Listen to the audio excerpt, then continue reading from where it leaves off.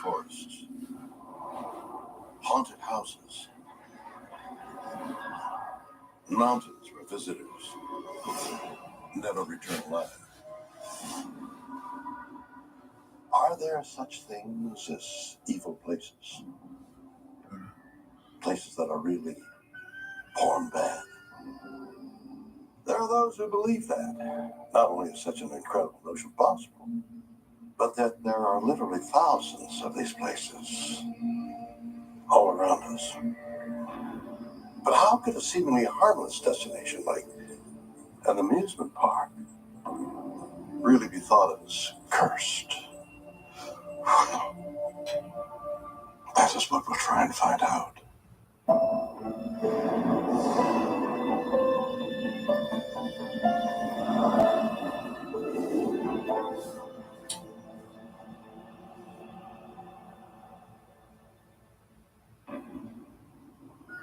In central Japan, 60 miles southwest of Tokyo, lies the Aokigahara Forest. Located at the base of Mount Fuji, it is considered by the Japanese to be sacred. Although, in recent years, many believe that these woods have become not a holy place, but a place of evil. Each year, shockingly high numbers of people come here to end their own lives. So many, in fact, that the place has become known as the Suicide Forest. If you ever walk through any other woods or forests, you always hear the birds, and you hear rustling, and you hear all sorts of things, but not in Suicide Forest. In Suicide Forest, it's just completely and absolutely silent.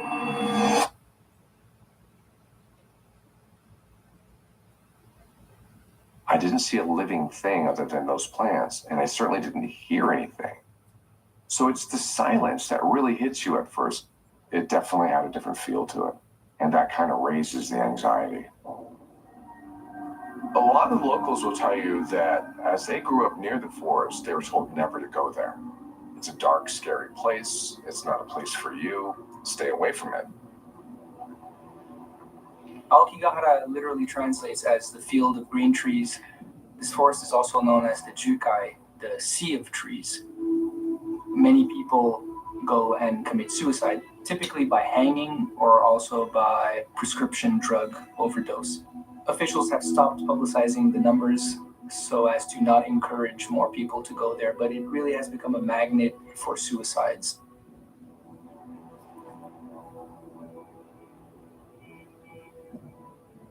At the entrance to the park, signs are posted advising those who enter the forest with suicidal thoughts to stop and turn back. It is a warning meant to prevent people from being swallowed up by the darkness of this place. A darkness from which there is no return. These signs tell people, please don't commit suicide. Think of your parents, think of your family. They give you information on who to call if you need some help. So it's very clear that this is a concern of theirs. They know it's a problem, and they ask you, please don't do this. And you'll see those signs everywhere, which will remind you of how prevalent the problem is. Aokigahara is also a non-camping forest, so camping is strictly forbidden. Yet people who contemplate suicide sometimes bring their tents. We do have lots of these traces of the departed that remain in the forest, from personal effects to thread marking the path. Part of the mystique of Suicide Forest is quite often people who want to commit suicide will bring these ribbons because they haven't figured out whether they really want to do it or not. So they'll tie the ribbon, and if they change their mind, they can find a way out. But if they don't change their mind, at the end of that ribbon, you may find the body. The Suicide Forest has one of the highest suicide rates of anywhere in the world. But unlike other such places, like the Golden Gate Bridge or Niagara Falls, where people jump to their deaths, here they come to experience a different and arguably more disturbing method of release. In Japanese belief, any person who dies has to receive a proper ritual treatment in order to transition to the world of the dead.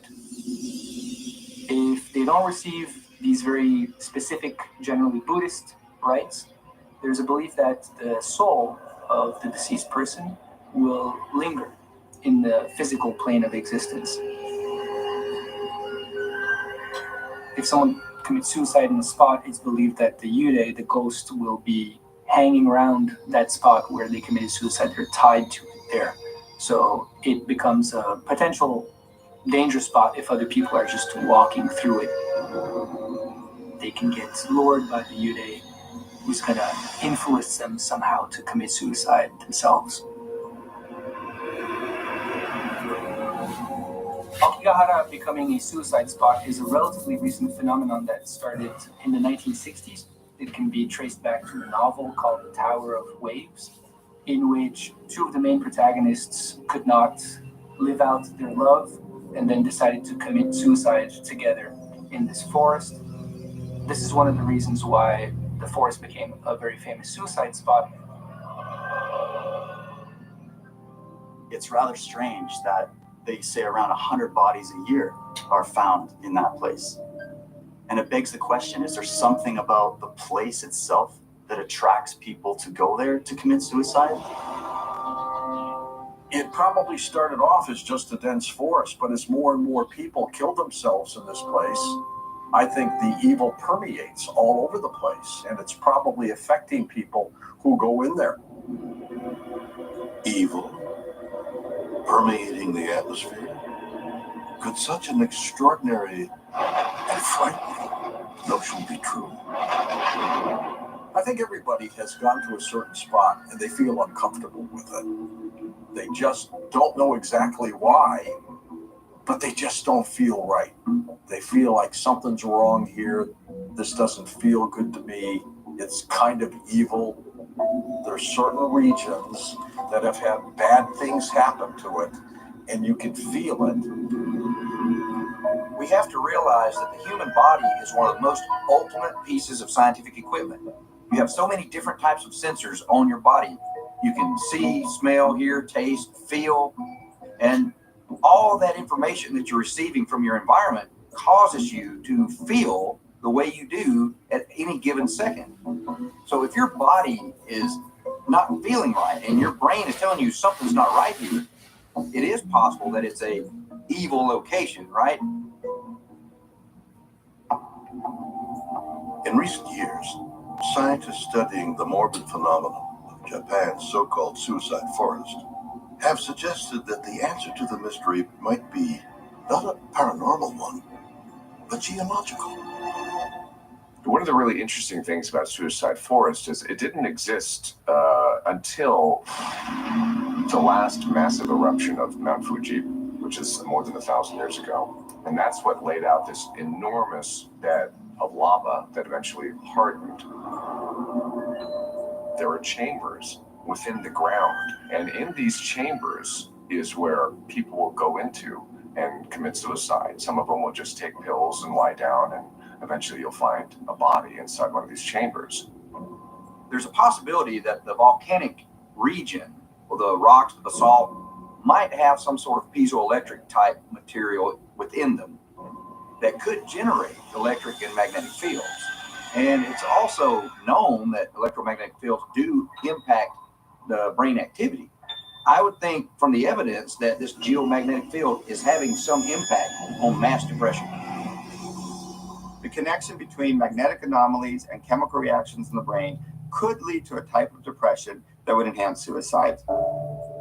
You can imagine a person who is suicidal or thinking about suicide, but is fundamentally uncomfortable with the idea, moving into one of these areas, and this interaction makes them just comfortable enough that now they will carry through on the suicide. Could hundreds of ritual suicides really be the result of magnetic anomalies in the brain caused by the unique properties of volcanic rock? Or, as many Japanese themselves believe, could the cause be something even more incredible? There's an old saying that says, what we do in life echoes in eternity. If we have a forest where hundreds of people have gone to that forest to commit suicide for over 60 years, could the dark energy of all of the departed souls be lurking there? And could that energy be what is attracting people to come to the forest? Tragic souls of the departed, luring others in to join them. A far-fetched notion, perhaps, but no more bizarre than what has been happening at the Aokigahara forest for the past 6 decades. And no less disturbing than what happened to a group of hikers on a mountaintop nearly 4,000 miles away. A mountain that the locals have named Don't Go There.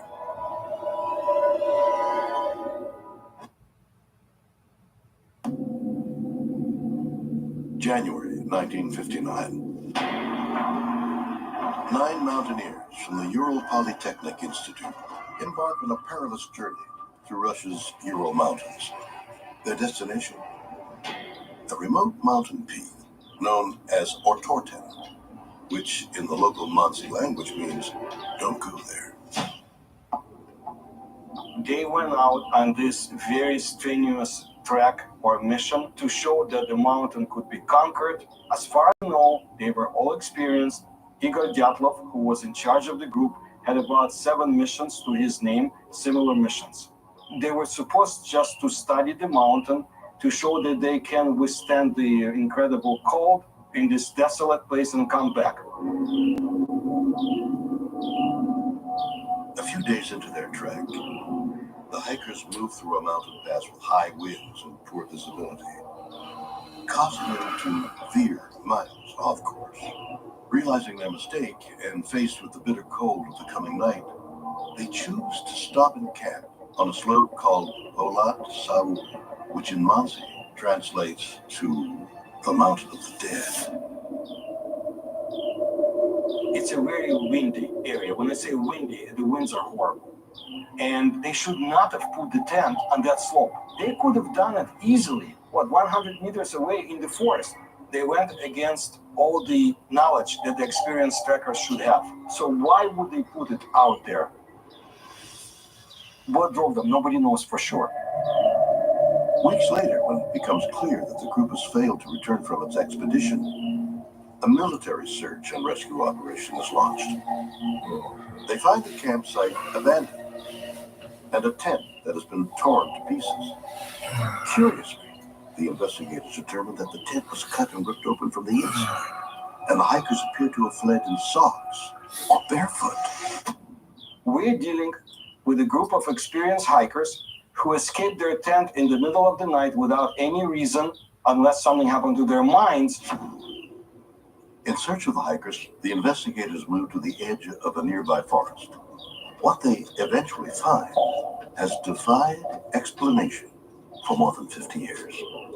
4 of them were discovered initially, and 5 of them were found later, and they all died differently. Some of the bodies died from exposure and were intact. Some of them were dressed completely. Most of them were naked, so to say. Others had horrible wounds on them. Their bones were crushed inside their bodies. Others, their skull was crushed. One woman lost her tongue and parts of her face.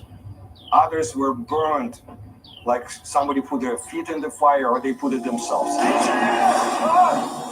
They escaped like some force. Something scared them. The official causes of death for the hikers claimed that 6 had died from hypothermia, and the other 3 from fatal injuries caused by an unknown compelling force. But the inquiry was forced to an abrupt end by the Soviet government, and the chief investigator refused to sign off on the final report. There were 2 investigators initially, and they were told to shut up and close the case with the determination that the cause of death was an invincible force of nature that killed them. In some cases, the fact that some of them died from the bitter cold, okay, that makes sense. They're in a region that's freezing. But what about the other people? Fractured skulls, crushed lungs? There's something weird here. What was the compelling force that inflicted such brutal and grotesque harm on these victims. While some have speculated that it could have been an avalanche or even an attack by Mansi tribes, there was virtually no evidence to support these claims. Others point to local legends of some kind of monster, a creature capable of tearing people apart with its voice. There are descriptions of Mansi warning people not to go to this mountain, not to go to this area, because the sounds that come from there can kill you. The entity that lives in that mountain emits horrible shrieking sounds that can destroy human beings. Recently, a new theory has surfaced, one that suggests this mountain pass may be just as deadly as the Mansi name for it implies, not because of some supernatural monster, but for a surprisingly scientific reason. So this is a very windy pass in the Ural Mountains. In 2014, there was some study that was done that showed that the wind kind of whipping through, because the topography caused low frequency sound, kind of a hum. And low frequency sound can cause the eyeball to vibrate, can cause people to see shadows out of the corner of their eyes, especially if you're in an environment that is desolate, which is what that was to begin with. The dimensions and the physics of the actual pass are likely to lead to very low frequencies, which is exactly what infrasound is. Infrasound is just referring to any sound that's below our normal hearing. But sound itself is just pressure waves and vibration in the air. So your body is still detecting it, your ears are still reacting to it, your eardrums are moving, and that's still generating electrical signals in your brain. So there's an impact of the infrasound that we don't fully understand yet. Being exposed to this sound is fatiguing your body. Any type of fatigue that's long term can cause significant psychosis.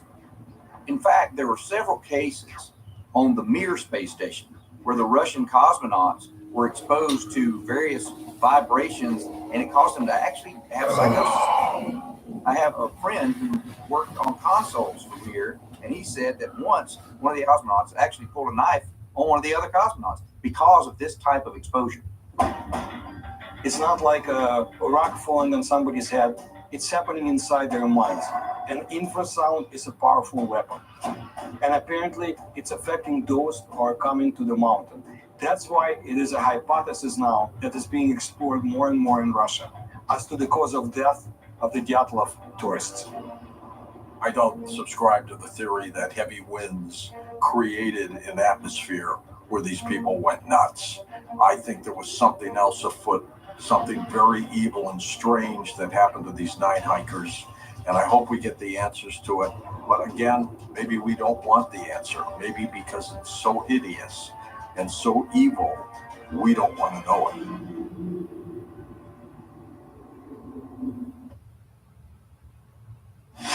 Did the harsh winds of the Dyatlov Pass really create a low-frequency noise that caused the hikers to lose their minds and brutally kill each other? Or could it be that a mysterious unknown monster was responsible for the hikers' deaths, for the 9 men and women whose bodies were found horribly mutilated? The question was academic as far as they were concerned. Evil happened here. And it's an evil that isn't only found on remote mountaintops, but right next door. And often in the unlikeliest of places. Mercer County, West Virginia. Here on the bank of Lake Shawnee stands the abandoned remnants of what was once a simple, wholesome family amusement park. Opened in 1926, the park thrived for decades until it was abruptly closed in 1966. According to local historians, the reason for the closure was that what started as a playground for children became the site of numerous tragic and disturbing incidents. In the 1940s, the little girl was riding the swings, and a soda delivery truck delivered soda to the concession stand. And whenever he did, he backed up into the path of the swing and he killed the little girl. They tried to play it down because it was a child getting killed. She wasn't the only child killed here. There were several kids that drowned. One, it was a really sad story, and I would hope it wouldn't happen nowadays. A mother brought her 9-year-old here and dropped him off to go swimming, and she went on her merry way. She came back when the park was closing, and she couldn't find her son. And they looked for the son until 10 o'clock at night. When they found him, his arm was stuck in the drain of the swimming pool, and it had sucked him in, and he couldn't get out, and he had just drowned.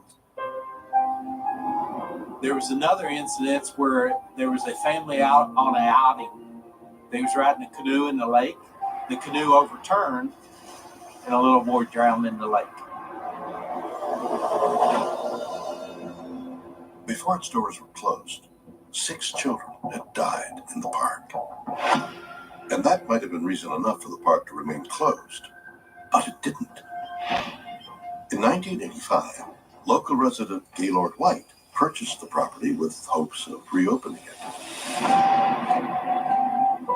In the 1950s, Gaylord, my husband, worked here when he was in high school. He fell in love with it. So that was his wish, that someday he would own the park. And somebody had sent us word that the heirs had finally decided they were going to sell it. That's how we bought it. We wanted to have a children's ride park. For years, locals believed that the park was haunted, maybe even cursed. Then, in the late 1980s, the White family made some curious discoveries. We started finding a lot of pottery and Native American tools and arrowheads, stuff like that. So we stopped doing the bulldozing. We called Marshall University. They put together an archaeological team that would come down to the park. They started uncovering bodies. So that's when we knew we had a Native American burial ground on the property. I know that one of the burial sites was a Native American 14-year-old girl. And the belief is that she died from giving childbirth because the child was buried next to her. A series of tragic deaths at an amusement park built on the site of a Native American burial ground. A coincidence? As far as paranormal investigators are concerned, not a chance. The first time I stepped foot on Lake Shawnee Amusement Park, I felt like I was being watched. It was an ominous, just negative feeling. I don't necessarily believe that places are born bad.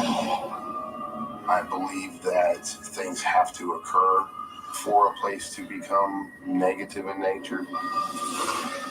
People said whenever they come to the park that they see the swings move on their own, or maybe they see an image of the little girl that's riding the swings. Seeing only one swing move, when I look at it, no one else sees it, or it stops as soon as someone else is looking, that's pretty scary. More than scary, it's unexplained. We tend to be scientists now. All of us, we know everything that's going on. And when you see something that you don't understand, it gets to be creepy. Millions of people have had these experiences. Not just hauntings, but also ESP experiences and related experiences. These are questions that science should be looking at very carefully and closely, and to say, oh, it's mass hallucination or it's this kind of explanation, without looking into the experience itself, either the singular or the general patterns, is not scientific. It's highly unscientific. Is the dark history of the Lake Shawnee Amusement Park the result of a curse placed upon anyone who dares to desecrate this sacred ground? Or was the area always a place of evil, A place where bad things will always happen, regardless of what is built there. Perhaps the answer can be found by examining a place where some people believe evil not only happens, but can actually be measured, not only in fear and suffering, but scientifically. It can be proven to be as tangible as flesh and blood.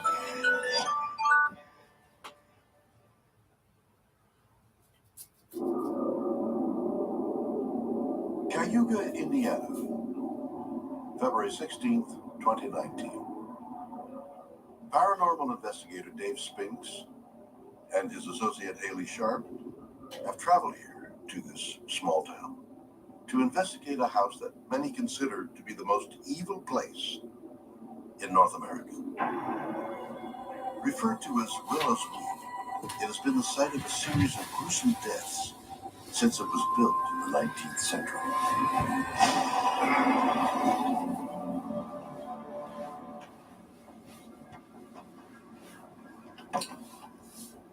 Brenda Johnson owns Willow's Weed. Hi, Brenda. Dave. She dismissed the rumors about it being an evil place and purchased it only a few years ago with plans to renovate it. This is my assistant, Haley. It's nice to meet you. But recent events have convinced her that she may have made a terrible mistake. To this end, she's invited Dave and Haley to come and investigate the house and see if her strange experiences can be verified. So, how you doing? I couldn't stand in here. All night last night I was sick thinking about coming over here around this house. So tell us a little bit about the house, some of your experiences here. Well, when I bought the house, we started working on it, and then my son was working on the ceiling. The boards come flying off at him, hurt him, and I've been scratched in there, 6 claw marks down my back, doors slamming on you, banging underneath the floors. I understand there's been deaths in this house. Can you kind of go through those a little bit? Yeah. The man that built the house, he died in the bathtub. There was 2 suicides and then another hanging. And I heard that 3 men had been poisoned. About 6 months prior, before I bought it, there was a man that he committed suicide in there. He fell into the chair. And that's where they found him. They found him a couple days later, right? Week. A week later. Okay. Do you think what's in that house is evil? Yes, I do. Without Yes, a doubt. I do, without a doubt. If it wasn't evil, it wouldn't be hurting people. I don't think there's nothing good in there. The house was built in the late 1800s, correct? 1890, yes. So, regarding the shape of the house, it's in the shape of a cross. Upside down cross. Strange. Yes, very strange. Do you think the guy was into some weird stuff, like occult stuff, that built it? Why would you build a house like that if you wasn't into something? Absolutely. So we're getting ready to go into this house and investigate it. Would you like to join us? No, no way. Never go back in there again, ever. All right, we're going to get in there and investigate. All right. Here we go. All right. Pretty heavy in here. Definitely. Well, where do you want to get set up? Right here. Okay. To see if the house might contain strange anomalies, Dave and Haley will use a temperature sensor, which can detect fluctuations in both temperature and electromagnetic fields. All right, 41, 40 degrees, and it's going down.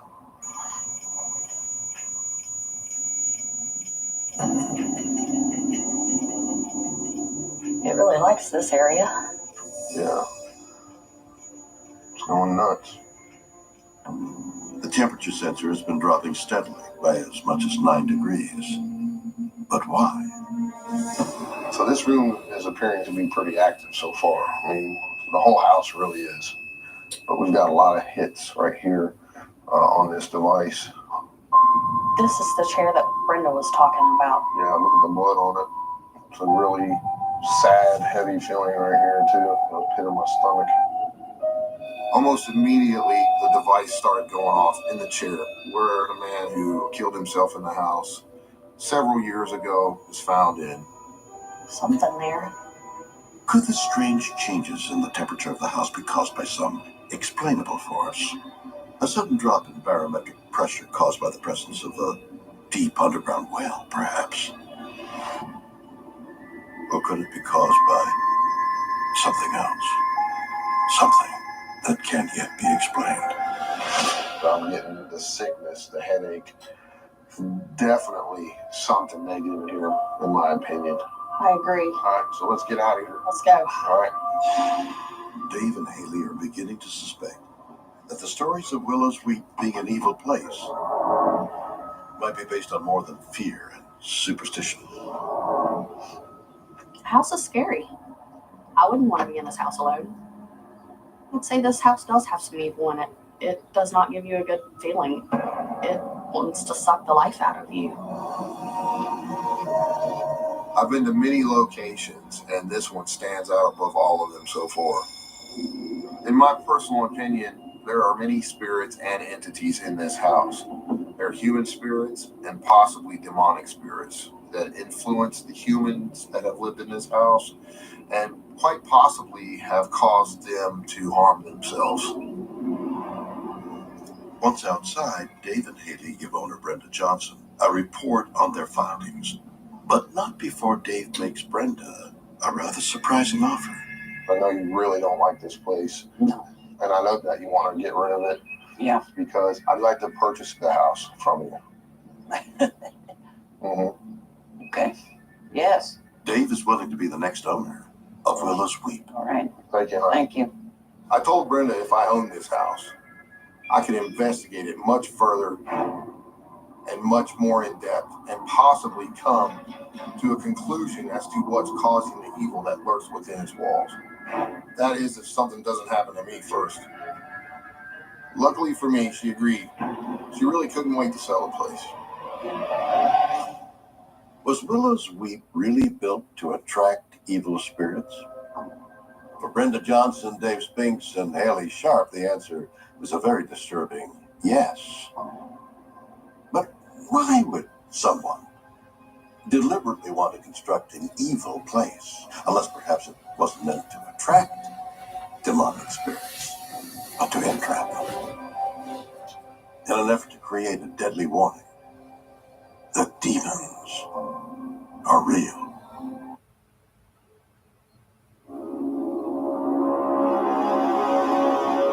Honduras, February 2015. Deep in the heart of the jungle, a team of American explorers, journalists, and archaeologists make a dramatic discovery. Evidence of an ancient city that has been lost for more than 500 years. We were standing there on the banks of this river, and the archaeologist was pointing to this wall of jungle and saying, across the river, that's the beginning of the lost city. So we crossed the river with soldiers with machetes cutting a path for us. And all of a sudden, there it is, rising up out of the jungle, just straight up practically. It was the most amazing thing.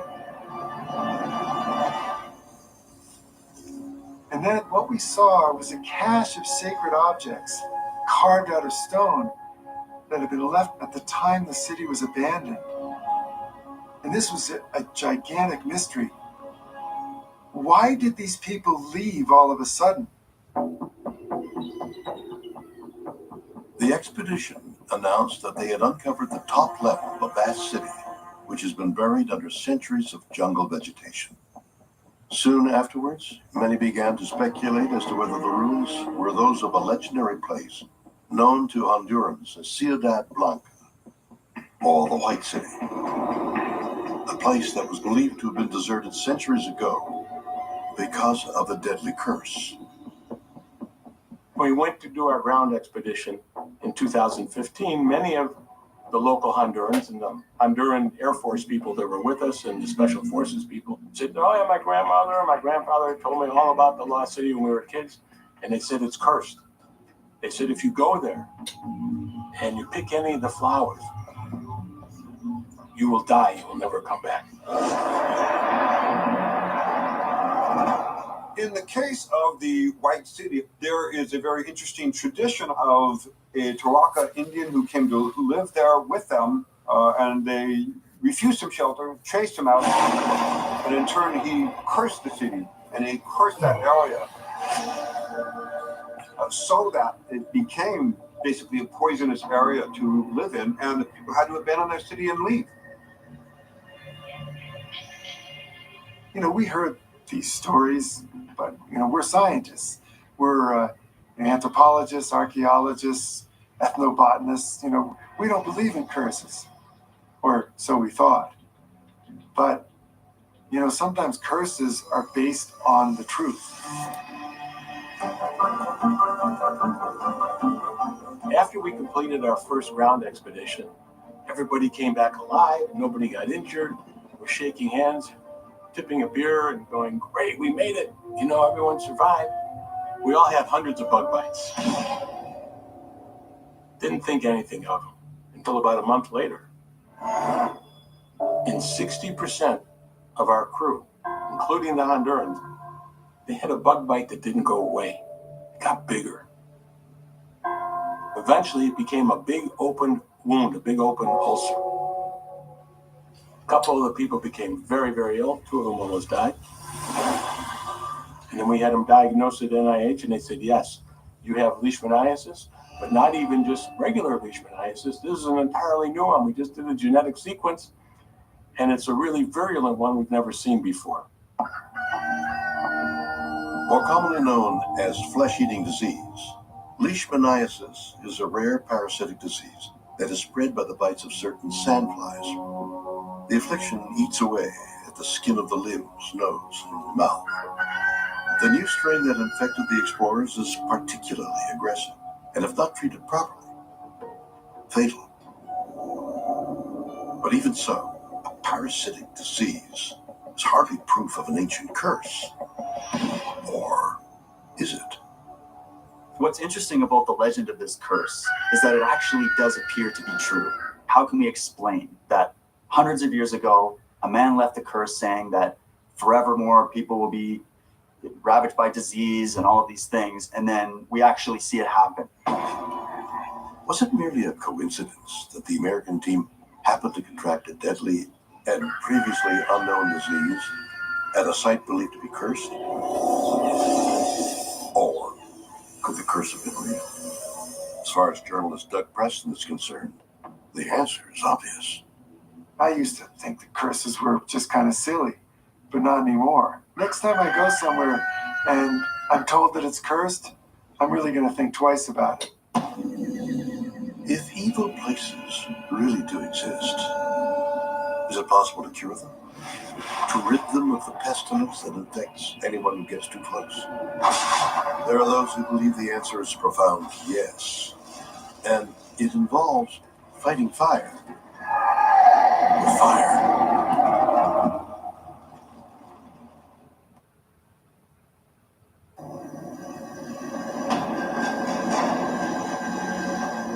Nogutuki Village, Fiji, July 2018. Members of a church group set 2 houses on fire and burned them to the ground. The blaze is intended to purge the village of evil spirits, believed to have been responsible for the recent deaths of 20 people. These houses were older houses, but they had been traditionally associated with magical practices and the reports of witchcraft being practiced. And as they burnt the places down to the ground, some of the villagers reported seeing a demon come out of the ashes. And they've reported all kinds of really creepy things that happened once they tried to burn down those houses. So the question is, were they successful in getting rid of evil in that place? Or did they actually just aggravate it more by burning those houses to the ground? Fire is a very common means of spiritual purification. And so many different traditions incorporate fire in some sense, very often for its destructive properties, and yet at the same time, cleansing properties. I've had a lot of people on my radio show who have apparently cleansed haunted houses in haunted areas. They talk about putting sage around the perimeter of the house and things like that to chase away the evil spirits. But by and large, I'm not sure that works. I think once a place is haunted, it's going to haunt, it's going to do what it does. I think there are energies in life that we don't understand, either created through our own minds and our own physical energy, or perhaps the physical energy of a place. There are places where people have died either violently or tragically, and that creates this dark energy. There might be some negative spirits, some ghosts, and that force that's happening within it could also affect people. I've been to some of the most evil and nasty locations you could imagine. And I've seen people's lives ruined by these negative, evil forces. And in my opinion, some of these locations are stained forever with the blood and the energy of these tragic events, these murders, these suicides. And to me, that can never go away.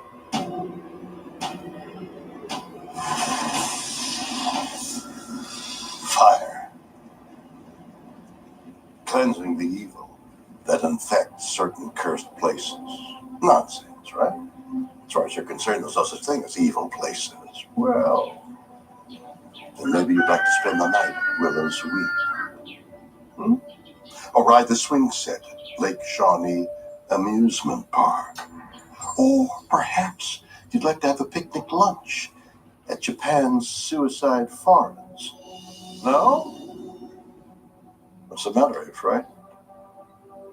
Are you just too smart to tamper with things in the world that are the unexplained?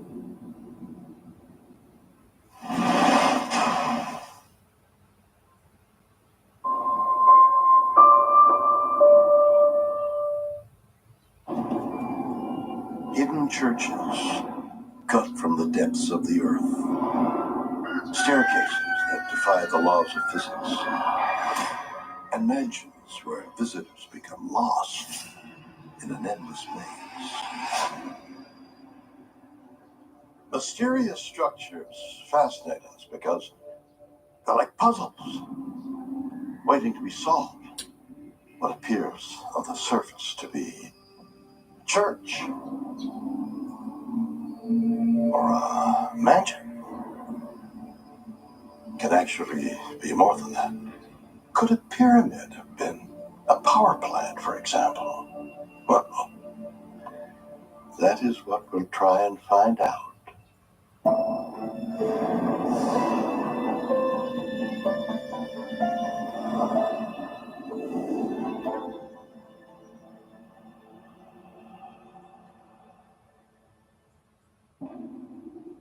High in the mountains of northern Ethiopia, a mile and a half above sea level, lies the city of Lalibela.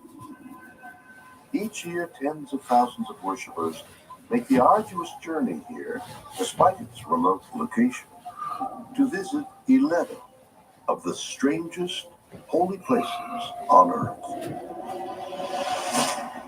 Lalibela is one of Africa's most mysterious sites.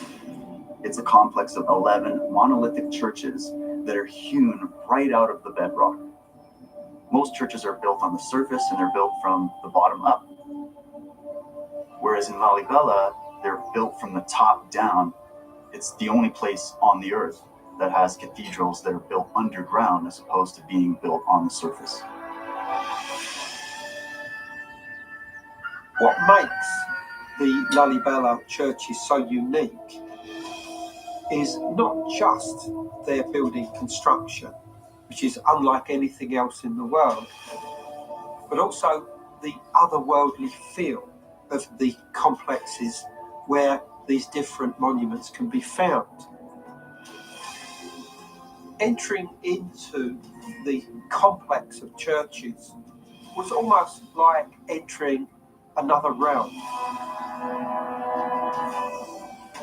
Almost as if those who constructed Lalibela had a ritual function, and that was to bring themselves closer to God. It's an incredible piece of engineering, this idea that you build 11 churches below ground. But it creates its own unique problems. How do people get down there? How did they move all of the rock out, and where did it go? Those are the things that start running through my mind. Dating back to the 12th century AD, each of Lalibella's 11 churches was painstakingly carved by hand, and from the outside, like enormous sculptures. The complex also includes an extensive system of tunnels and catacombs, all carved out of solid bedrock. But why? Why build a magnificent series of structures in the toughest way possible? The builder of Lalibela was a king by this very name, Lalibela. And it is said that in the 12th century, he was living in Jerusalem and decided to come back into Ethiopia and create these monolithic churches. And it's very clear that Lalibela, in the design of these different churches, was trying to replicate Jerusalem. Indeed, he was trying to create a new Jerusalem. So by entering into this complex, it's almost like you were entering into Jerusalem itself, which was considered to be the most holy shrine in the world. It is described that Lalibela had a dream, and in the dream he was instructed by God to go back and make a copy of Jerusalem at the site. And in order to fulfill God's request, King Lalibela and others who were involved worked night and day for 20 years. So in their minds, right at the beginning, they had a three-dimensional structure in mind. Because when they started, it was just a big piece of rock. And how did they know that if they were going to go 150 feet down into the ground, that everything was okay? Because the worst possible thing would be that you'd almost finished, and then you found that there was a massive problem at the bottom. 11 underground churches, some over 100 feet deep, each carved from a single block of stone in only 20 years' time. Archaeologists date the churches back nearly 1,000 years. But even with today's modern technology, such an incredible architectural feat would be considered impossible. So how was it accomplished? If we go and build a big structure today, a skyscraper, we have blueprints, we have engineering design pathways, and we have a construction plan. It tells us how we will do every step of the way, where every screw, nut, bolt, weld, poured concrete goes. None of that exists for these large ancient structures. So we really got to think outside the box and try to find how they were done, why they were done, and who built them. A very curious thing at Lalibela is that there are some very unique carvings there, very interesting symbols that are carved into these churches. Do they mean something if you put them together? In the church of St. Mary at Lalibela, there is the Star of David. And this, along with a number of other mementos and designs, are extremely indicative of the presence of the Knights Templar. This has suggested to many that they may well have been present during the construction of the churches at Lalibela. Now, the Knights Templar were a very interesting religious order that became very powerful during the Middle Ages. But what people don't often realize is they were very interested in building, in geometry, in numerology. And so they were once very practical and pragmatic, but on the other hand, also very spiritual and mystic. The Knights Templar had a great amount of knowledge in masonry and architecture and building structures. Now, it's debated as to whether or not the Knights Templar would have been in Ethiopia at this time. But there's some interesting evidence that an Armenian geographer at the time documented seeing men with red and white regalia, blonde or reddish hair, long hair, which could indicate that he's talking about Templars. So it could be that the Templars themselves were the ones that built Lalibela, or that they helped King Lalibela build the site. Could Templar stonemasons have influenced the construction of the churches at Lalibela? And if so, for what purpose? If you look around Lalibela, there are altars there that have spaces in them that would precisely fit the Ark of the Covenant, which was approximately 4 feet in length, 2 feet wide, and around 2 feet in height. It has been suggested that the rock-cut churches, Lalibela, were built to house the Ark of the Covenant. The lost Ark of the Covenant, the gold box which contained the original 10 Commandments, could it have been hidden at Lalibela centuries ago? During the Crusades, we know that the Templars occupied the Temple of Solomon. And so it could be that they were the keepers of the Ark of the Covenant. And the more you look at Lalibela, and given the fact that we see that it's built underground, you start to think, here we have these churches that are hewn out of these megalithic rocks. They're built like defensive structures. They have all kinds of interesting symbolism there that indicate Templars. And you start getting the impression that this is actually some kind of defensive fortress to protect something. Was Lalibela originally built to house and hide the Ark of the Covenant? And if so, why only 11 churches? Jesus had 12 apostles. So wouldn't it seem likely that there were 12 churches built, one for each of them? There are many who believe the answer to that question is yes, and that the Ark is still hidden in an undiscovered church. Incredible, you say? Perhaps not as incredible as a stairway in New Mexico, whose builder wasn't only divinely inspired, but may have actually been sent directly from heaven.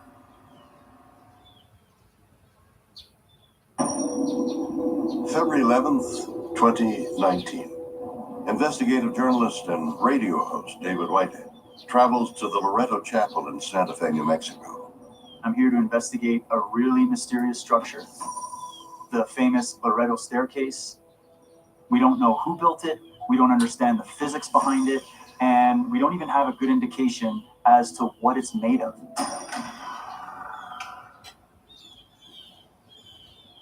Oh, wow. This place is beautiful. Meeting with David is chapel curator Richard Lindsley. So this is it. Absolutely. A miraculous staircase. I've heard so much about it. I've read so many theories about it, and it's amazing to actually be here to see it. In 1873, the Sisters of Loreto commissioned the construction of the chapel for their new girls' school. Officially consecrated 5 years later, the Loreto Chapel is a triumph of Gothic revival design. With its high spires, soaring buttresses, and enormous stained glass windows. But as construction was nearing completion, the project's architect suddenly died before he could build what was considered the most ambitious part of the job, the staircase leading up to the choir loft.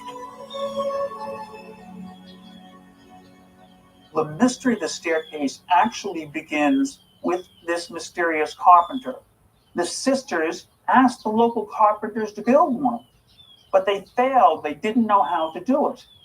The sisters, they decided to turn to prayer and said a 9-day novena, asking St. Joseph, the patron of carpenters, to help them with their problem. At the last day of their prayer, it said that a knock came at these doors. This elderly man was standing there with a donkey by his side, and he told the sister that he had come to build their staircase. Was it St. Joseph, like the sisters believe? Some pious people think it was an angel, but he was very reclusive and insisted upon working inside this chapel by himself, never allowing anyone to see him work on the staircase. throughout the Christian and Catholic world, we have a tremendous amount of these stories of miraculous help from saints. And this is a part of the Catholic belief system. You can pray to saints, and they're supposed to try to help. So it's a built-in part of the package, this idea of an intercessory, closer to people and yet closer to God. After 3 months, the sisters came into the chapel and the man was gone. And when they could not find him to even pay him for his labor, they went to the only lumberyard in town and asked them how much they owed for the materials. And the lumberyard told the sisters that the man never got any materials from them at all. So what material is this staircase made of? I gave a core sample of the wood from the inner stringer to a U.S. naval scientist, and he determined right away that it was a form of Picea spruce. Is this form of spruce local to Santa Fe? The wood in this staircase did not match up with any other Picea spruce known to science. This wood does not match up with any other quite like it on Earth.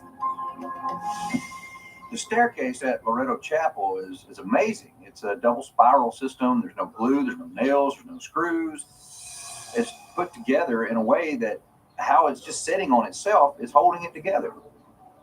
So Richard, an interesting thing about this design is the double helix. The double helix, or the double spiral, is that it's an incredibly unique design. Well, we had a world-renowned physicist come visit us, and he was convinced that the double helix design was integral to its inner strength. Mind if I go up? Please be my guest.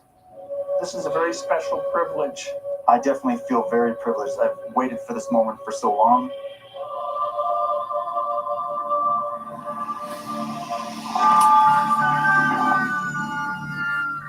Oh wow, yeah, it's a unique feeling just right on that first step. I almost feel like a vibration.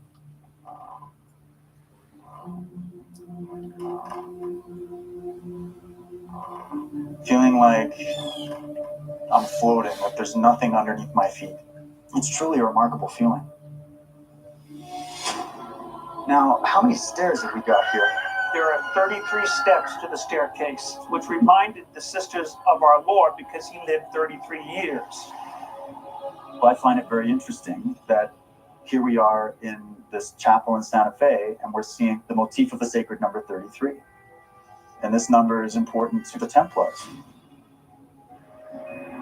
33 steps?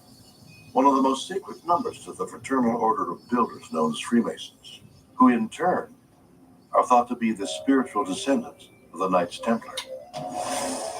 Could this number of steps really provide an important clue as to who built the stairway and how?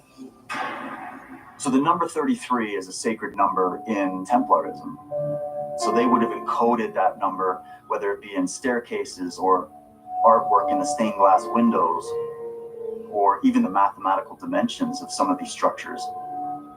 To the Templars, they don't just see a staircase or a stained glass window or a layout of a church design. They see an esoteric number, the number of a master builder, the manifestation of the divine on earth, and it's very deeply rooted in the entire Templar tradition. I think the quality of construction and detailing show that somebody who did it was highly skilled, and they must have learned that. So the person who built that staircase apprenticed with somebody. They learned some things, they applied those things later in Santa Fe. So there's no doubt they could have been working with a mason, but they were way too skilled to have been the first time they did something like that. The construction of this staircase defies all conventional construction practices, any kind of rational, conventional explanation. Where did the materials come from? Who built it? It seems like we just have more questions than we do answers, but yes, we do know that it's a mystery, and hopefully one day we'll be able to solve it. Could the stairway of the Loretto Chapel really be the product of a miracle? Or is it just the work of a gifted builder who preferred to keep his identity and his methods a well-guarded secret? To millions of the faithful, the answer is clear. Which is more than can be said for an architectural curiosity located some 1,000 miles from Loretto Chapel. One that many believe was not inspired by heaven, but by the fires of hell. Strange, macabre, disturbing. In San Jose, California, stands one of the largest and most bizarre private residences in the United States.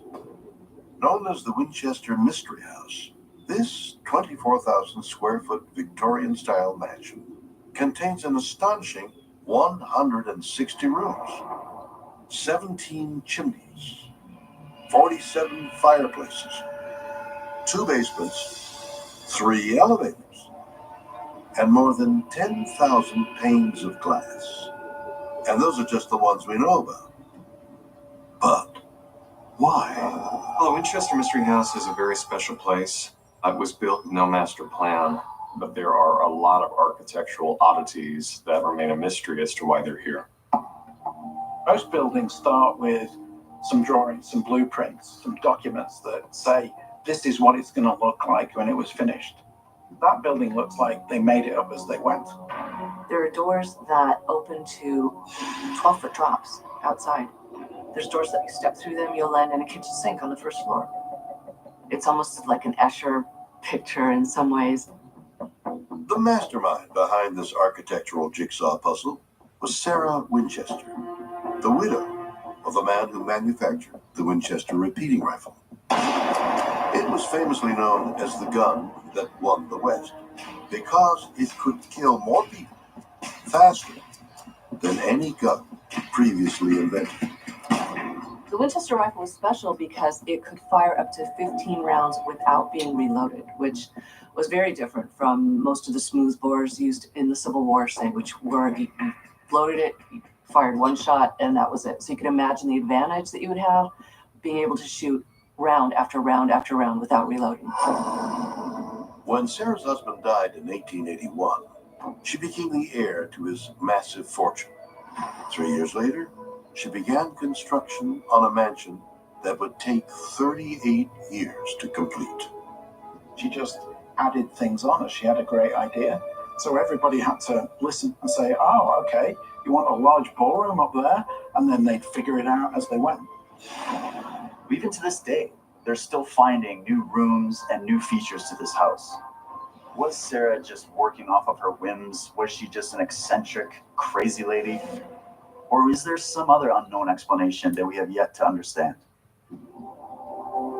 It is suspected that one reason Sarah kept building and building around the clock for 38 years is that she was trying to protect herself from all the dead souls the Winchester rifles had killed.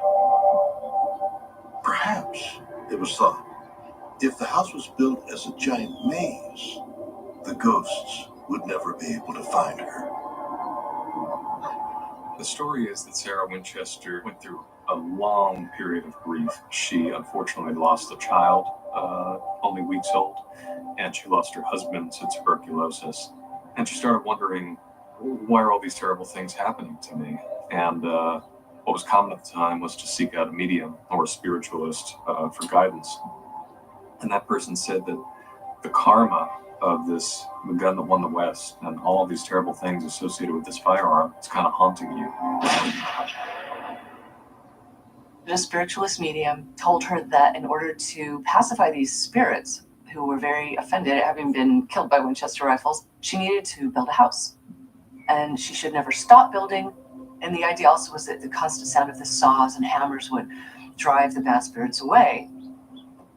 Some of the design features were specifically built to confuse evil or malicious spirits. So if stairs led to the ceiling or if a door led to the outside, possibly they would be confused and leave the property. Did Sarah Winchester spend nearly 40 years and the equivalent of more than $60 million constructing a bizarre labyrinth of stairs, halls and doors in order to keep the vengeful dead at bay. Perhaps. But some have suggested that she built the house not to guard against the dead, but to fool the living.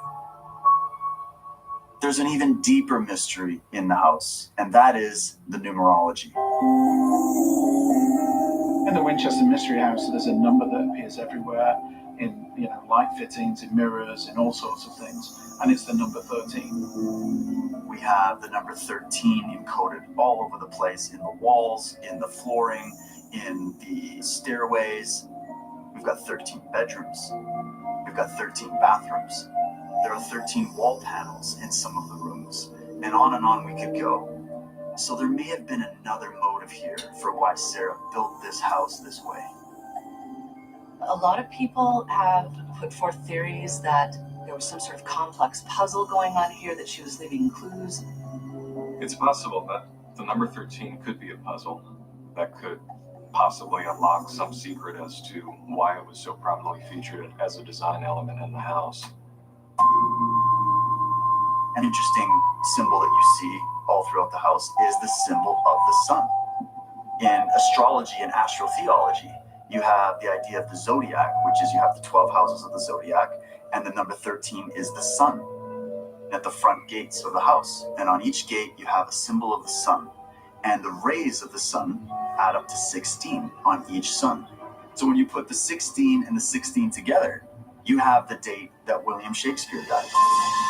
The two most cryptic windows, stained glass windows in the house, are Sarah's ballroom windows. They're the only ones that have any text in them, and they're two quotes from different Shakespearean plays. And they read, "Wide unclasp the tables of their thoughts," and then the other one says, "These same thoughts people this little world." We don't know exactly what that meant to Sarah. She took that secret with her to her grave. Sarah Winchester passed away September 1922. As you can imagine, there was great excitement to see this incredible home that everyone in the town had seen being built up over so many years. All the furnishings were sold anonymously at auction, but what was left was one large safe in the grand ballroom. Sarah put a safe in the grand ballroom, which is an odd place to put a safe. And the safe itself is very odd. It's basically you open up the safe, and then you find another safe, and you have to open up another safe, and it's a safe within a safe within a safe. People were kind of just mystified, like, what's in the safe? And they were hoping for maybe treasure, gold bars, or jewelry. Yeah, they finally got inside. They found just two things: no gold, no silver, no diamonds. A lock of hair from her baby Annie, who passed away just a few weeks old, and the obituary of her husband, who passed away to tuberculosis very young. A lock of hair and an obituary? Are we really to believe that Sarah Winchester had nothing of value safely hidden somewhere in the house?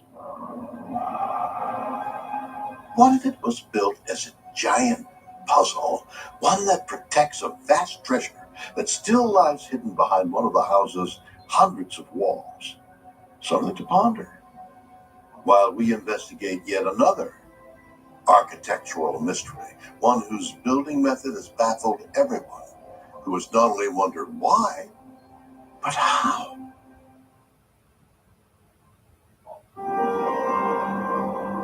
Homestead, Florida.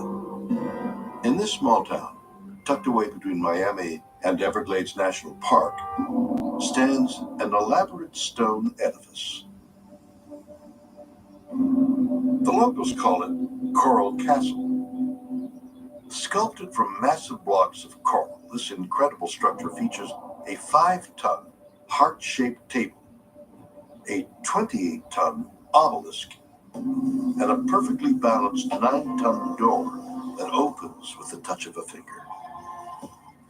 And even more incredible than this marvel of design and engineering is the fact that it was built by just one man, and nobody knows how he did it. Ed Leeds Scullman was an immigrant from Latvia who immigrated to the United States, and he built the only modern megalithic structure ever known. The Coral Castle is 1,100 tons of coral bedrock that he dug out of the property on which it rests. He was only about 5 feet tall, but he managed to move hundreds of tons of coral rock into this megalithic modern temple. He had no technology there that could have lifted these stones or cut the stones, and yet it's there to this day. And the story goes that Ed Leedskalnin built this incredible megalithic site using only a few pulleys, a tripod. He did it all by himself, and he worked at night, and he was very secretive. The blocks of stone used to build Coral Castle are tons and tons. Yet this guy was able to construct this place by himself without any heavy equipment. Some kids, years later, watched Edward Leedskalnin constructing and moving the blocks. They kind of peeked over and watched him. He spotted them and chased them away, but they said he was working all by himself. From 1923 until 1951, Leedskalnin perfectly shaped, lifted, fitted, and stacked over 2 million pounds of limestone.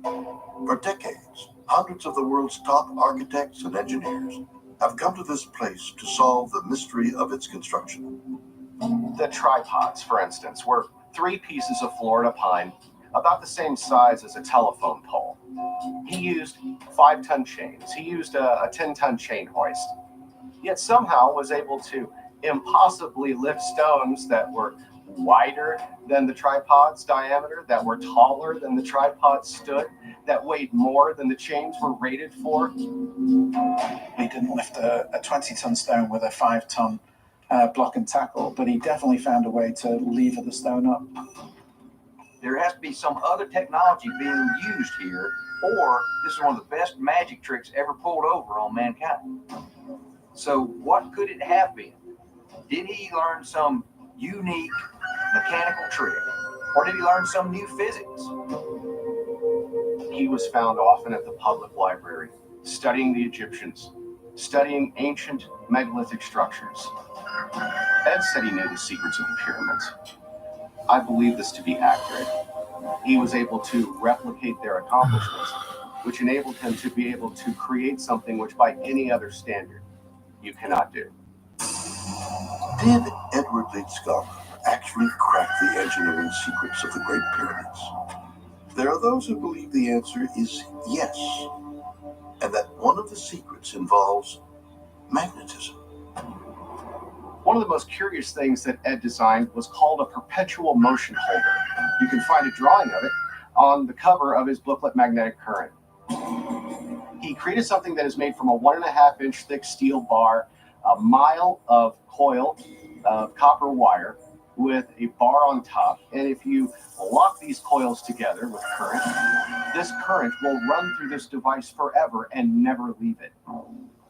Magnetism can, in fact, levitate very large objects, but you have to have what is called superconducting technology. You have to cool down helium, for example, to near absolute zero before you get superconducting magnets. Ed claims in his notes that he used reverse energy or anti-gravity. The question is, what did he mean by this? The device that Ed used or allegedly used to move these rocks were an old school tripod that had a large black box on top of it. We don't know what was in that box, and Ed never says what was in that box. We can speculate that it's some device that he's created that enables him to lift more weight than he should be able to lift with this rudimentary tripod, fulcrum, and lever system. But we have no idea what it was he did. What makes the Coral Castle so unique and mysterious is that no one has ever been able to replicate his results using his methods. What this means is that he knew something that we do not know. Whatever secrets Edward Leedskalnin used to build Coral Castle, he took to his grave. But why? Perhaps the answer can be found 6,500 miles away, inside the ultimate engineering marvel of all time, the Great Pyramid at Giza.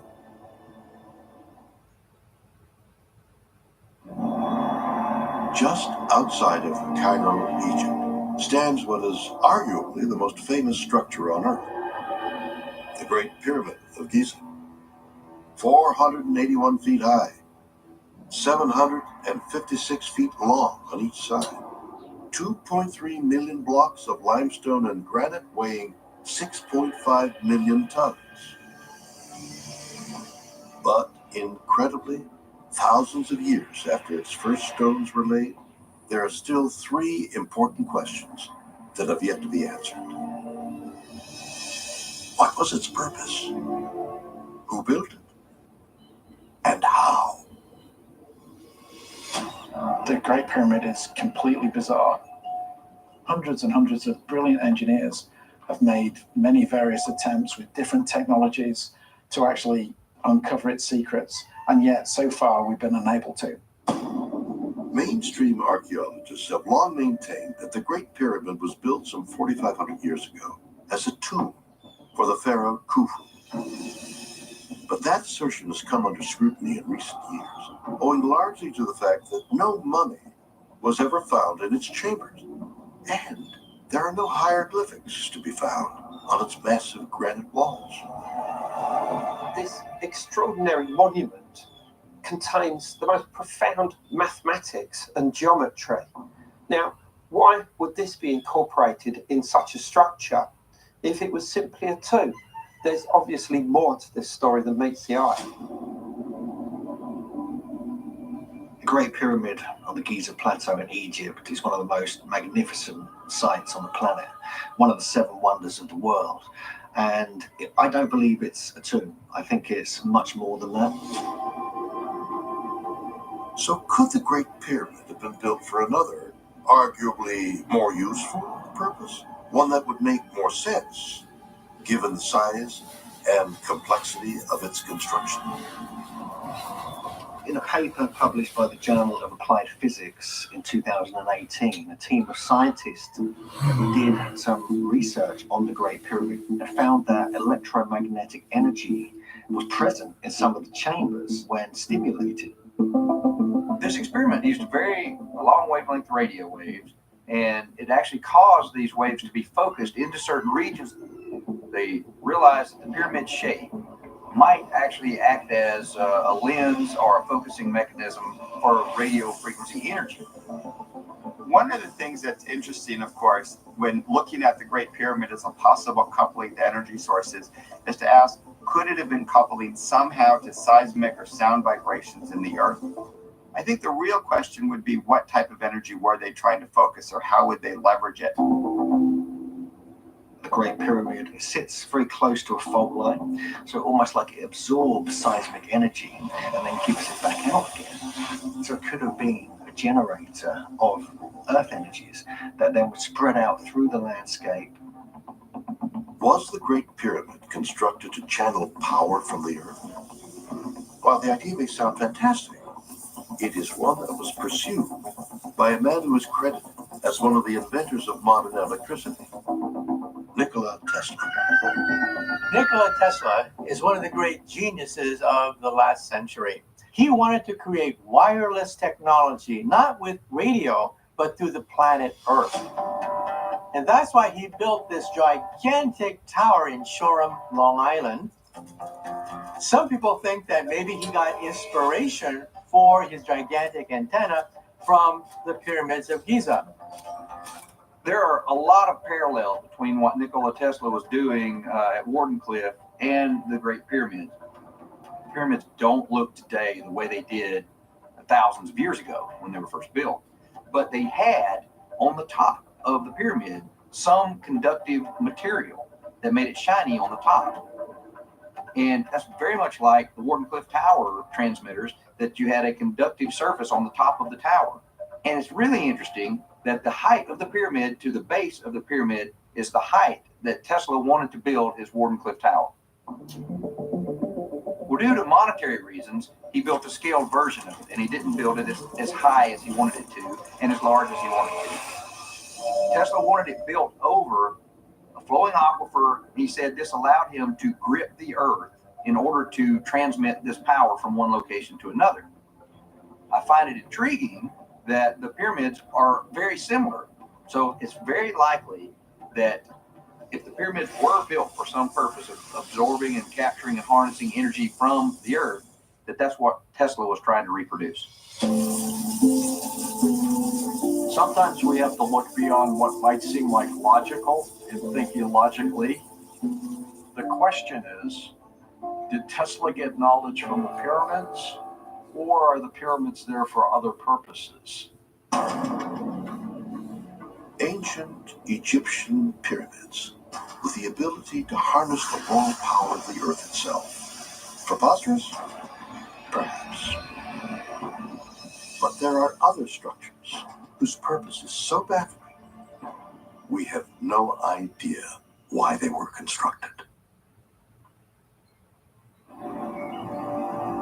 Not all mysterious structures are as vast as a mansion, or as ingeniously constructed as a pyramid. Some are much smaller and appear at first glance to be rather simple. That is, until you look closely and realize that sometimes the simplest structures can be among the most astounding. In the Dayquis Delta of Costa Rica, there are over 300 stone spheres of various sizes scattered across 25 acres of jungle. Archaeological evidence dates the earliest to approximately 200 BC. But why they were made and who made them remains a mystery. All of the spheres in Costa Rica are carved and shaped, created from different types of rock. Over 300 have been discovered. These range from the size of a tennis ball all the way up to 9 feet in diameter. They're very precise, they're very abstract, they're bizarre in their own right.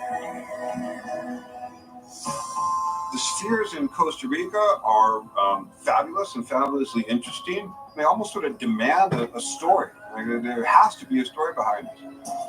And so this, of course, has caused people to wonder a great deal about where these come from. Are they man-made or natural-made? Some people believe that the ancient spheres of Costa Rica are from Atlantis or from other lost civilizations.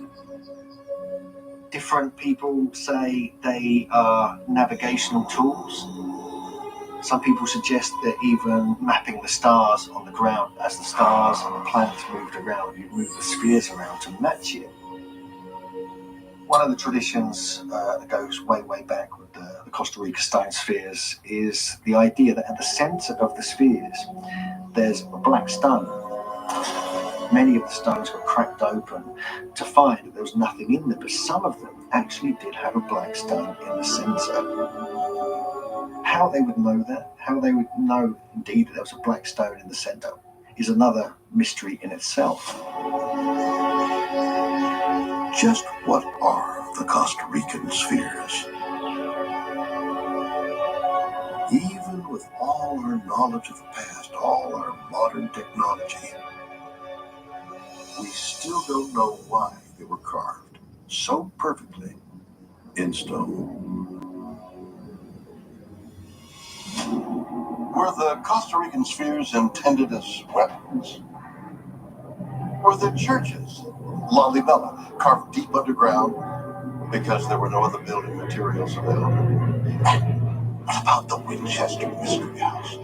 Perhaps like the Great Pyramid, they were built in such a way that their very construction would be considered a miracle, bait for mankind's insatiable curiosity. Something deliberately wondrous and intended to be among the unexplained.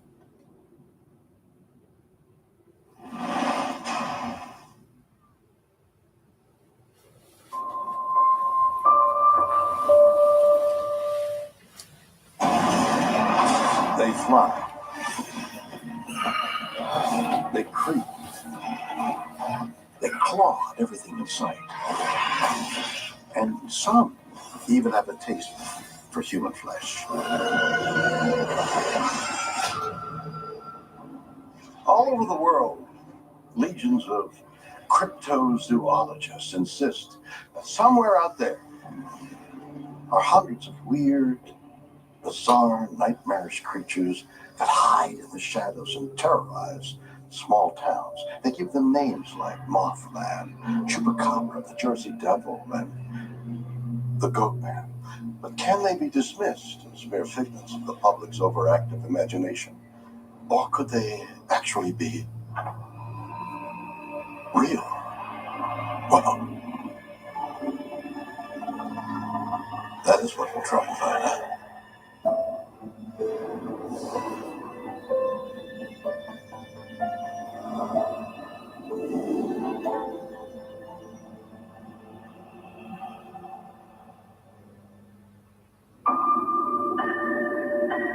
Eyewitness descriptions of cryptid creatures are as varied as they are vivid.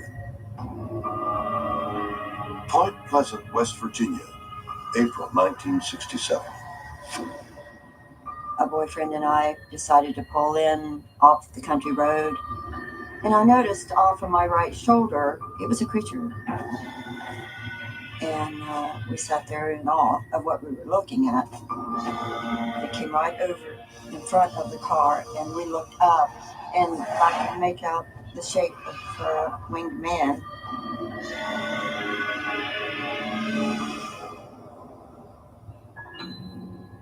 Cuero, Texas, August 2007. Something was sucking the blood out of my chickens. The first time I saw it, the color of it was different. The physique of the animal was different. It has absolutely no hair on it, and all of these different bizarre features on it. What is it? High Falls, New York, October 2015. My wife and I were staying at this cabin. There was a stream behind the cabin and a very steep ridge, middle of nowhere. I was exploring the woods behind the cabin, and then I noticed some movement. Black, hairy figure. At first I thought was a black bear, but this figure was much bigger, looked like it was standing upright. At this point in time, I still don't know what it was. Most people generally have heard of Bigfoot, the Yeti, the Loch Ness Monster, but what they aren't aware of is that there is a whole world of really unusual creatures out there, lesser known things, many of them quite otherworldly and strange. When it comes to animals that are known as cryptids, there's a huge number of them. We can actually find reports and cases all around the world of strange creatures. For example, one of them being Mothman, which is this huge humanoid type figure with bat-like wings and fiery red eyes. It's perceived as kind of like a grim reaper that surfaces when bad luck or disasters are about to happen. If you go to Africa, there are reports there of creatures that look just like something out of Jurassic Park. We're talking about something very much akin to a gigantic lizard or a monitor lizard. The phenomenon of what's become known as the Dogman in recent years is a genuinely weird, odd one. People talk about seeing these huge bipedal wolves that seem to look like the closest thing you could imagine to a werewolf. You have hellhounds or devil dogs that are thought to be omens of death. You have thunderbirds. You have creatures like the Van Meter visitor. You have creatures like the skunk ape. You have all these creatures that defy what we know as flesh and blood creatures here on this planet. Some of these creatures seem to possess abilities that borderline supernatural, and they have qualities that can harm you. Creatures like the Goatman and the Mongolian death worm. The Wendigo is said to possess people and cause them to go mad and often crave human flesh. They terrorize people, cause harm to other animals, they prey on other animals, they're essentially predators. There have been countless stories of cryptid creatures, and they exist through all different cultures, all periods of time in history, even right up to the present day. But there's a shocking lack of actual evidence that they exist. Skeptics would say that the sightings of all of these cryptid creatures are to be related to some kind of hallucination or psychological projection or whatnot. When you look at folkloric tales of monsters, sometimes they turn out to be hoaxes or legends to the point where we're just not able to confirm what they actually were. Many people simply make up stories. You can't rule out the possibility that people, for example, are creating some of these colorful legends simply to garner attention or to propagate their own motives. As a scientist, I don't discount that there is some animal or some creature that's been sighted. There are organisms that we haven't found yet. It probably speaks to the fact that the Earth is a vast place with many types of habitats, and it's possible that we haven't explored them all completely yet. We tend to think that everything in the world we live in is pretty much known. Every tree, every insect, every species has been photographed, studied, cataloged, but it isn't true. According to mainstream scientists, there are still literally thousands of species that have yet to be discovered. So is it far-fetched to believe that wild, possibly hybrid creatures could exist out there? Strange so-called cryptids that have been seen by average people but haven't yet been officially recognized as being real? While mainstream scientists might say yes, cryptozoologists argue that we've already found such an animal and even have the photographic evidence to prove it. One of the most compelling cryptids that we investigate is something known as the Tasmanian tiger, or the thylacine, which were considered legendary or mythological until living specimens were discovered and documented by scientists. This is definitely a known animal. The last verified specimen died off in 1936. However, since that time, there has been thousands of sightings of Tasmanian tigers or thylacines on both the island of Tasmania and mainland Australia since its presumed extinction. And there have been some fairly compelling photographs that have never been fully explained. The thylacine was a very weird looking animal. It looks like a large dog, like a German shepherd, but it's actually a marsupial, like a kangaroo. In other words, it carries its young in its pouch. And it has these stripes down its head and neck, which give it sort of like a tiger type appearance. And it could almost open its jaw to about 180 degrees, kind of like snakes. If someone just saw it running through the woods, they would think it was some sort of monster. The peculiar qualities of the thylacine or the Tasmanian tiger are a great example of how evolution can provide some amazing mutations and hybridization. Just having the thylacine as a hybrid increases the possibility that there are other of these hybrids out there lurking in the shadows. But what of the other cryptids? The legions of strange hybrid creatures that fly, swim, suck their victims dry of blood. Is there similar photographic evidence out there that can help prove their case? There are those who believe the answer is yes. And that better than a photograph is something even more compelling and harder to disprove. Actual samples of a monster's DNA.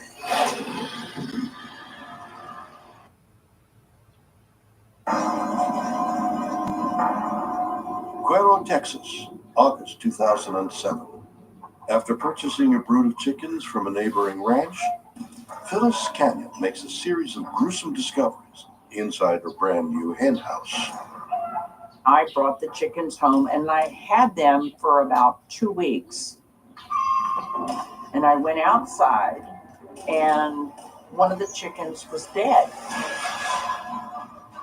What makes it unusual is the chicken was still laying there. And with the amount of predators that we have in the state of Texas, Any predator would have taken the chicken and eaten it. Over the next few weeks, Phyllis collected the remains of 27 more of her chickens, each one killed in the same inexplicable fashion. Every one of them had been opened up in the thorax area, the feathers missing, and what appeared to me to be no blood on the ground. So that told me then, whatever it was not interested in the meat, but interested in the blood. And when I was talking to friends and neighbors about it, they all immediately said, oh my gosh, that's the behavior of a chupacabra. It's going to kill the animal and suck the blood. Chupacabra, to those who claim to have encountered one, is a fearsome monster. Chupacabra means goat sucker, and it's a really creepy looking creature. Some people say it looks like some kind of strange hybrid-like dog. The continental North American chupacabra is a four-legged or quadrupedal animal about the size of a dog, completely hairless, with a bluish-gray elephant hide type of covering. They also display a number of abnormal characteristics. Oftentimes their limbs are disproportionate lengths, so they're very grotesque, odd, weird-looking animals. Certain that what was preying on her chicken coop was not a coyote or any other known canine, Phyllis began to consider whether it might be a chupacabra. And then, one morning, she got her answer. One Saturday morning, I got a very early call, 7 o'clock. My neighbor rancher called and said, oh my gosh, the strangest animal has been hit and killed in front of the Canyon Ranch. So I got in the truck, drove over there, and I brought it back. And I took a 50-pound feed sack and I cut it in half and laid it on the ground, and I laid the animal on it to give everybody a perspective of the size of the animal. I have seen mangy coyotes all of my life, and this had no hair on it and no indication at all that the skin was infested with any type of skin disorder from mange or anything else. It just did not have any hair on it at all. Phyllis sent tissue samples from the dead creature out for analysis. After waiting expectantly for weeks, she was surprised by the results. So when they called me, they said, well, it's coyote on the maternal side and Mexican wolf on the paternal. DNA tests indicating that the animal was a hybrid, essentially between a Mexican wolf and a coyote, is a little surprising in the fact that those species don't typically hybridize, but it's not entirely impossible. We do know that the ranges of those two species do overlap in Arizona and Texas and northern Mexico, so it's at least physically possible that they could encounter each other to form hybrids.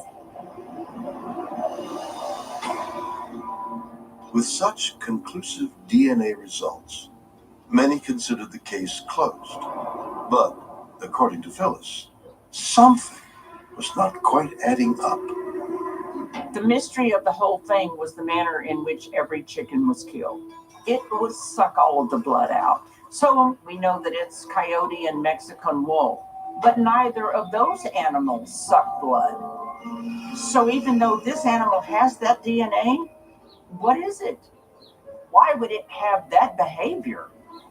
When the taxidermist mounted it for me, he had to get a coyote mold and a wolf mold and blend them together to make the hide fit. The tail is longer than a wolf tail or a coyote tail. The neck, the ears, everything was so extreme. It took him forever to get it mounted. We had about 13 different specialists from around the world come and look at it. And to date, they've all left scratching their head like the day they came in, because they just cannot figure it out as well. The only higher vertebrate that has evolved to suck blood is the vampire bat. And this particular process of adaptation has taken millions of years. It involves highly specialized characteristics, for example, an anticoagulant in their saliva, and a very, very distinct liver, kidney, digestive system. So to assume that an animal would simply develop a vampire-like predation pattern would be really unexpected. If they really exist, are chupacabra merely the result of natural selection gone wrong? Or could this grotesque monster be the result of not natural causes, but man-made ones? There are some who believe the answer is a disturbing yes. Through the course of my research on the Texas chupacabras, I found a direct correlation between sightings on Phyllis Canyon's property and elsewhere and coal-burning power plants. Coal-burning power plants, in fact, emit huge amounts of sulfur dioxide and other hard metals like lead into the atmosphere. And in recent studies, scientists have found that sulfur dioxide is in fact a mutagen. It altered the cellular makeup or genetic makeup of laboratory mice. So in fact, this pollution could be having a similar effect on these Texas coyotes or other canids. Chemicals in the environment can absolutely cause mutations to animals in the wild. We saw this in Minnesota when a classroom out on a field trip discovered a pond with frogs that had extra legs or missing limbs or body features in the wrong position. And these were most likely caused by some type of environmental contaminant. There is actually a type of chupacabra that's been reported from parts of Puerto Rico. The Puerto Rican chupacabra is described as about 3.5 to 5 feet tall, standing on 2 legs, fangs, claws, and strangely a row of spikes going down its back.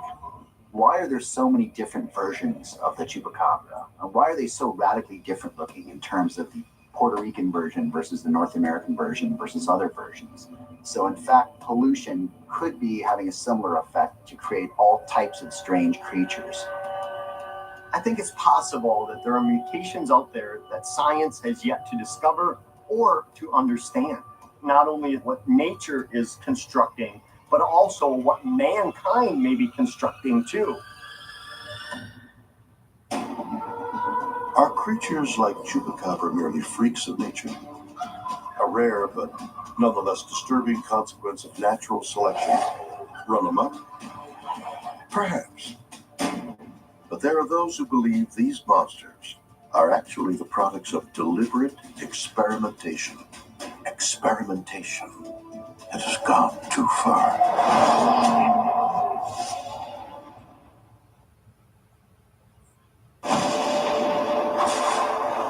According to legend, it hunts in the darkness.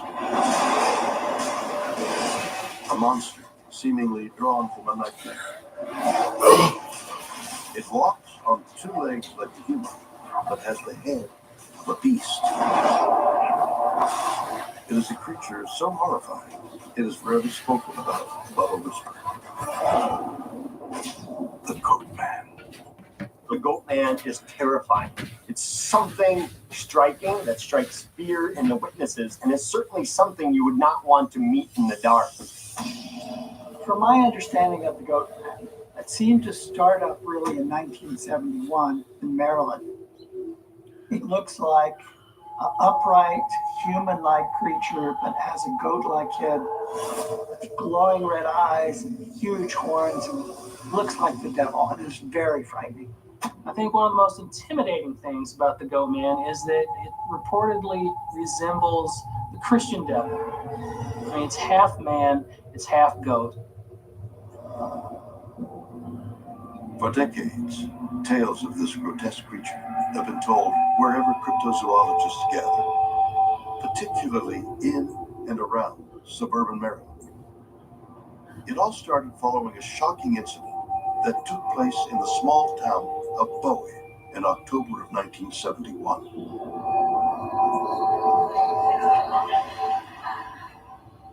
A young teenage girl was having a sleepover with some of her friends. What was that?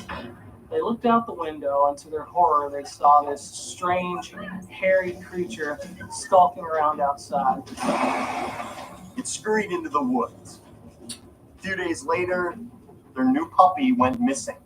Eventually, it was discovered along the railroad tracks. It had been decapitated and ripped apart. Skeptics claim it was just run over by a train. Others believed it was killed by the goat man. Usually, these kinds of stories of creatures have some starting point. For the goat man in 1971, everybody got hysterical and started reporting it. This case really spawned terror in the entire community. The fever reached a pitch when some teenagers thought they had the goat man trapped. People were so scared of the goat man during those initial sightings. A posse of teenagers had actually closed off an entire road and claimed that they'd captured the animal. And when police arrived, whatever it was that they had cornered had escaped. When you hear people's accounts of a goat-like man-sized creature, you have to stop and think for 1 minute. Is it possible for a creature like this to even exist? It defies understanding. However, people have been seeing this creature for decades.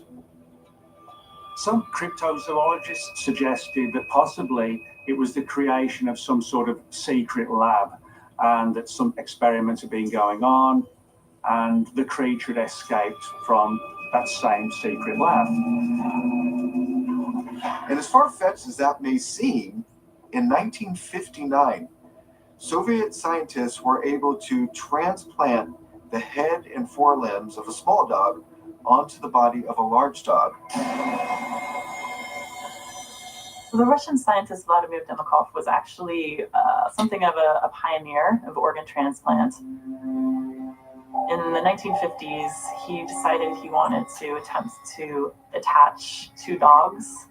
He and his team actually went through a series of surgeries to try to accomplish this. He took the head and front torso of a small dog, removed it and attached it to the body of a much larger dog, so that it was basically able to be supported off of the heart and vessels of the big dog. We tend to believe that we've figured out everything with modern science and technology. But being that the goat man combines both goat and man, makes you think, was it some sort of Frankenstein experiment gone wrong? Or was it purposely constructed and built and almost born this way? It's interesting to note that there's important research going on to produce something called a chimera, which is a combination of two different types of DNA. The way this is performed is to introduce human genetic material into pig embryos. And what they found when they analyzed the DNA of these embryos is that they're actually 1/100,000th human.